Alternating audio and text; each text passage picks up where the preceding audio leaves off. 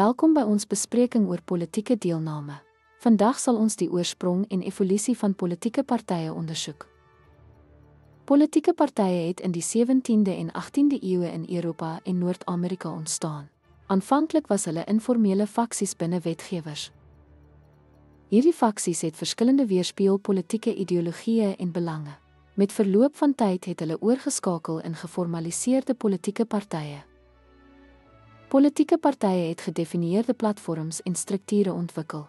Hulle het uitgebrei om diverse maatskaplike belange te verteenwoordig, insluitend ekonomiese, sosiale en ideologiese groepe.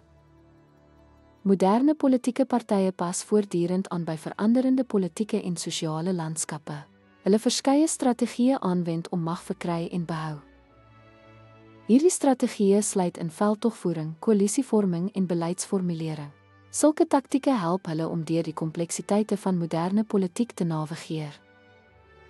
In gevolgtrekking, politieke partye het ontwikkel uit informele faksies tot komplekse organisasies.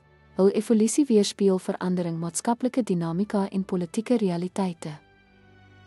Dankie dat u aan hierdie bespreking oor die oorsprong en evolusie van politieke partye deelneem.